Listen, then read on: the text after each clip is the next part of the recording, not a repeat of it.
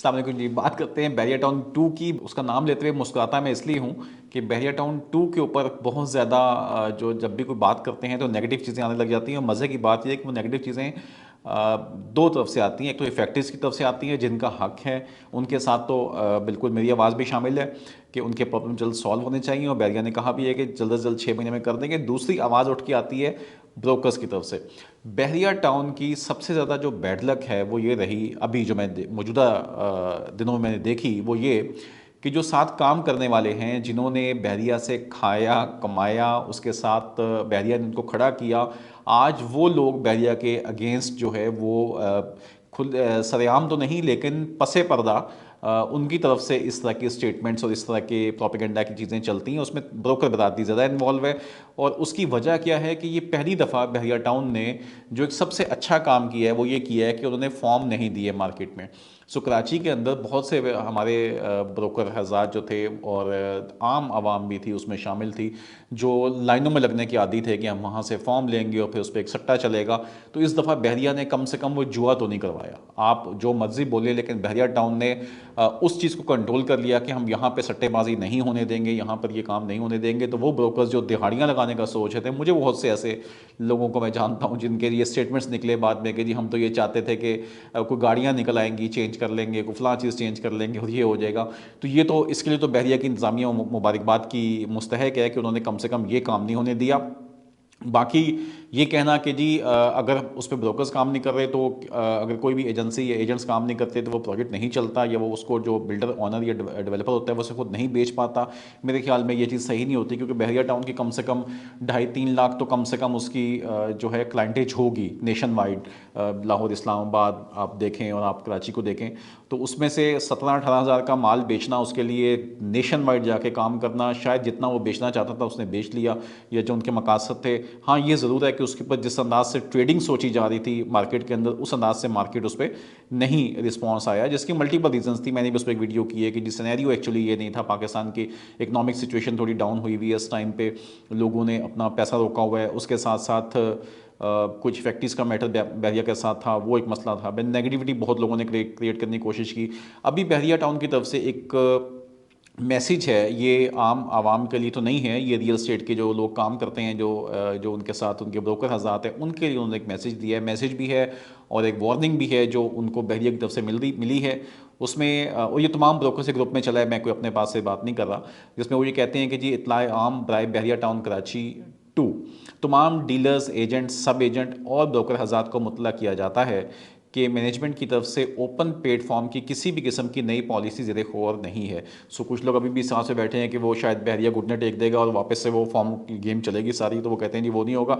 इस ज़िम्मे में जो अफवाहें गर्दिश कर रही हैं वो बिल्कुल झूठी हैं और इनमें कोई सदाकत नहीं, बल्कि ये प्रोजेक्ट की साख्त को नुकसान पहुँचाने के लिए एक झूठा प्रोपेगेंडा है। याद रहे कि ओपन प्लेटफॉर्म की पॉलिसी में कोई रद्दोबदल नहीं किया जा रहा, लिहाजा हम अपने कस्टमर्स से गुजारिश करते हैं कि इन झूठी अफवाहों पर बिल्कुल कान ना धरें। ऑब्वियसली बहरिया ने जो चीज़ अब दे दी है वो ये नहीं कर सकता कि उसको मैं अब इस पे बल्कि एक पॉइंट और भी बाद में रेस करता हूँ, उसको मैं कंप्लीट कर लूँ पहले।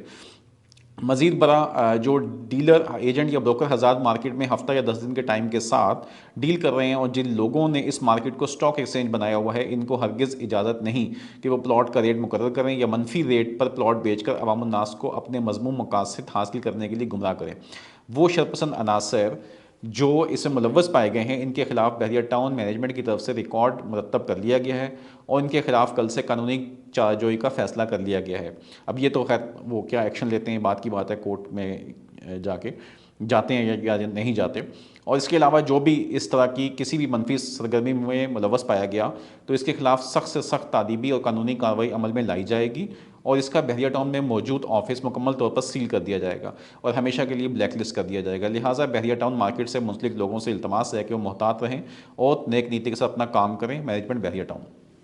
ऑब्वियसली मैं हमेशा कहता हूँ, देखें जो भी बिल्डर होता है, जो भी ऑनर होता है, जहाँ पे एक मैं इदारे की बात नहीं कर रहा, किसी कोई ऐसा प्रोजेक्ट जिसको कोई इदारा ऑन करता है, वो उसके पीछे पैसे आपके मेरे ही होते हैं, वो आवाम के पैसों से वो इदारा खड़ा होता है, आवाम के पैसों से उनकी सैलरियाँ होती हैं, वही एक रियल एस्टेट का प्रोजेक्ट कर रहा होता है, ठीक है। लेकिन जब हम बात करते हैं कोई ऐसे प्रोजेक्ट की जहाँ पे एक ऑनरशिप आती है, वो कोई भी हो सकता है, वो साइमा का प्रोजेक्ट हो सकता है, वो किंग्स का प्रोजेक्ट हो सकता है, किसी और बिल्डर का प्रोजेक्ट हो सकता है, वो बहरिया टाउन का प्रोजेक्ट हो सकता है। यहाँ पे जब आप एक ऐसे शख्स की बात करते हैं, इंडिविजुअल फैमिली की, इंडिविजुअल बंदे की बात करते हैं, तो उसका एक पीछे अपना बहुत बड़ा स्टेक लगा होता है। उसकी ज़िंदगी भर की मेहनत या उसका ज़िंदगी भर का नाम या उसकी जो जो उसकी पूरी एक उसकी उम्मीदें होती हैं वो उससे वाबस्ता होते हैं। ऑब्वियसली वहाँ पैनिक क्रिएट होगा, वो उस चीज़ को पर्सनल भी लेगा, वो उसको हिट भी होगा वहाँ पे। और ये हम देखते हैं कि जब भी इस तरह के मसाइल होते हैं तो बिल्डर हज़ार खड़े हो जाते हैं, डेवलपर्स खड़े हो जाते हैं वहाँ पे। सो बहरिया ने भी अगर इस तरह का मैसेज लाया, मुझे अभी ये भी कंफर्म नहीं कि ये बहरिया की तरफ से नोटिफिकेशन है या एक उसके जो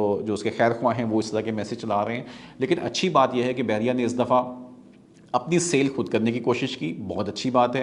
उन्होंने अपने तमाम एड्स उनके टीवी पे अभी तक चल रहे हैं जिसमें वो ये कह रहे हैं कि जी आप आइए और फॉर्म को डाउनलोड कीजिए वेबसाइट से। उन्होंने क्लियरली ऑफिस बंद कर दिया, लोग सुबह सुबह वहाँ पहुँचे, उन्होंने कहा जी वेबसाइट पे फॉर्म अवेलेबल है, वहाँ जाइए, 1000 रुपये का फॉर्म है, उसको डाउनलोड कीजिए, फिल कीजिए, जमा करवा दीजिए बहरिया के उसमें रजिस्ट्रेशन फ़ीस के साथ और पे ऑर्डर के साथ जमा करवा दीजिए।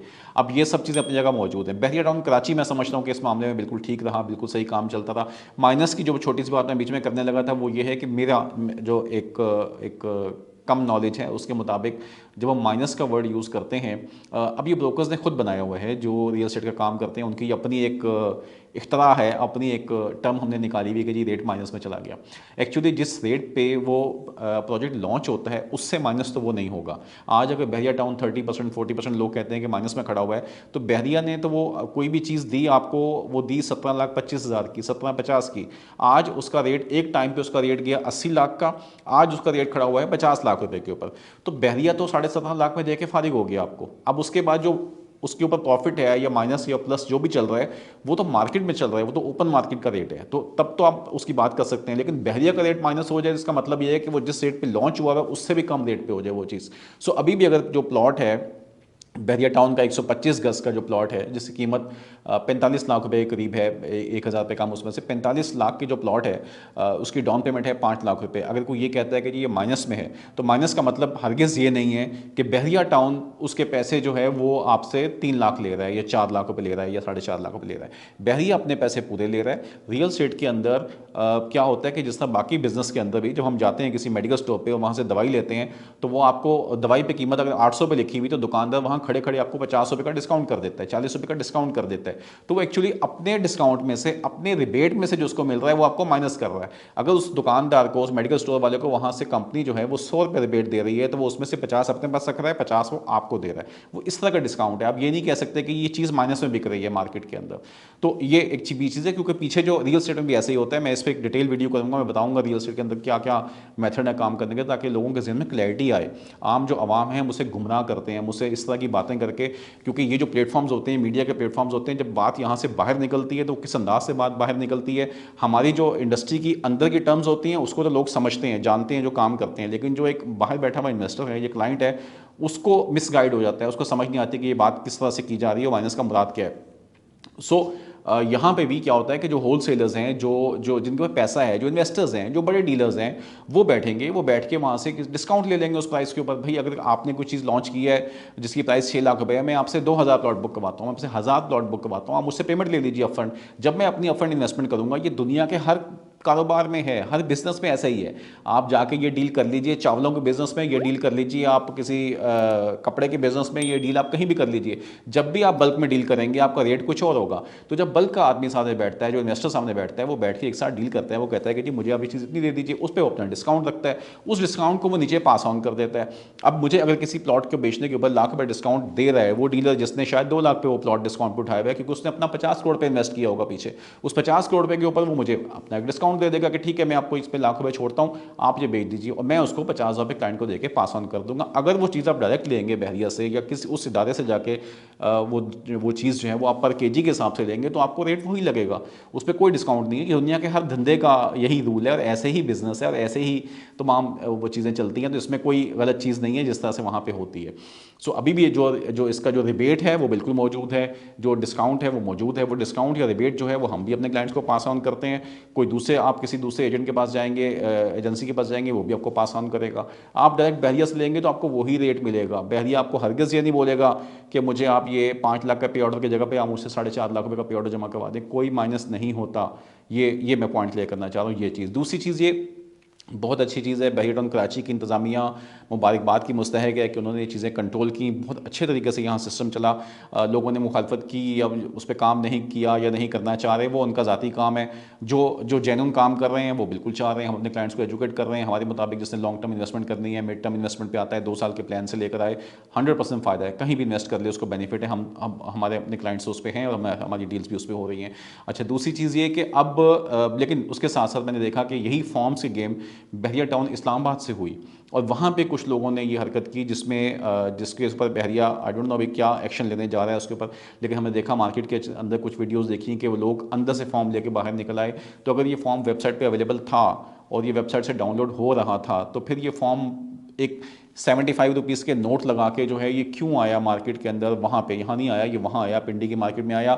लोगों ने लिया भी इसको, पता नहीं 5,000 10,000 से शुरू हुआ और 25,000 तक बिका। फिर वो और जब बहरिया ने अपनी सूरत क्लियर कर दी कि भाई ये तो अवेलेबल है हर जगह पे और पूरे पाकिस्तान में मिल रहा है, आप इसको डाउनलोड कर लें, पूरी दुनिया में अवेलेबल है ऑनलाइन, तो फिर वो उसके रेट गिर गए, वो ख़त्म हो गया। तो सट्टा करने की कोशिश की गई। उसमें कौन लोग शामिल हैं, क्या उनके अंदर से कोई लोग शामिल हैं या वहाँ पे जो जो उनके मेन काम करने वाले हैं जिनके पास इंसाइट्स होती है वो शामिल हैं। जो भी उसकी वजह शामिल हैं, इस पे एक्शन होना चाहिए, इसको देखना चाहिए। और मैं समझता हूँ कि जितनी भी बातें अभी तक होती चली आ रही, मैं बहरिया पे इसलिए बार बार पॉइंट वो दे देता हूँ क्योंकि लोग बहुत पूछते हैं, बहुत मैसेजेस करते हैं, तो मेरी कोशिश ये होती है एक ही दफ़ा वीडियो बना के मैं सारी सूरत अपना पॉइंट व्यू सामने रख दूँ। तो सर ये है बहरिया की सूरत हाल अभी तक। बहरिया खुद भी इन चीज़ों को लेकर उसको अंदाज़ा है, वो नोट कर रहा है, उसने वो ऑब्वियसली वो एक बड़ा स्टेक उसका लगा होता है तो वो खुद परेशान भी होगा। उसने ब्रोकर्स को वार्निंग भी दी है कि भाई सीधे तरीके से काम करें, जिसने काम करना है करे, नहीं करना वो ना करे। आपको नहीं बहरिया समझ आता, आप ना काम करें, आप जाके किसी और प्रोजेक्ट में काम कर लें, डीएचए में कर लें, स्कीम 33 में कर लें, नाज़ाबाद में कर लें, किसी भी एरिया में काम कर लें। सो ये चीज़ है। लेकिन अगर मेरे पास कोई क्लाइंट आएगा जो मुझसे चाहेगा बहरिया देख के, और ये हुआ है जो हमारे डीएचए के ब्रोकर्स हैं या हम भी जब शुरू में काम करते थे तो डीएचए के सारे क्लाइंट्स, मेजॉरिटी क्लाइंट्स जो हैं वो मूव हुए थे बहरिया टाउन की तरफ बगैर लीज के, कि जी वहाँ पे लीज के मसले और ये सब चीज़ों के मसले, और लोग वहाँ गए थे। सुप्रीम कोर्ट का केस होने से पहले सारी इन्वेस्टमेंट डीएचए की मूव हुई थी बहरिया की तरफ, क्योंकि क्लाइंट जो होता है, जो इन्वेस्टर होता है, उसे चीज़ नज़र आनी चाहिए सामने। तो अगर उसको आप डेवलपमेंट दिखा रहे हैं, उसे नज़र आ रहा है कि हाँ ये लोग, ये लिवेबल हो गया है, लोग यहाँ पे रह रहे हैं, आबादी यहाँ मौजूद है, तो ऑब्वियसली वो इन्वेस्टमेंट करेगा। उसको तो रिटर्न चाहिए उसके ऊपर। तो अगर एंड यूज़र हैं तो आपको लाइफस्टाइल चाहिए, आपको उस पर सिक्योरिटी चाहिए, वो सब चीज़ें आपको मिल रही होती हैं उस पर। तो हर प्रोजेक्ट के अपने बेनिफिट हैं, आपकी अपनी पॉकेट साइज़ के मुताबिक, आपके अपने ऑब्जेक्टिव्स के मुताबिक, आपकी अपनी प्लानिंग के मुताबिक जो चीज़ आपको सूट करती है आप उस चीज़ को उठाते हैं। तो इसमें कोई ऐसी कोई मुख्तलिफ बात नहीं है। अपना फीडबैक दीजिएगा, दुआ में याद रखिएगा। वीडियो देखने का शुक्रिया। अस्सलाम वालेकुम।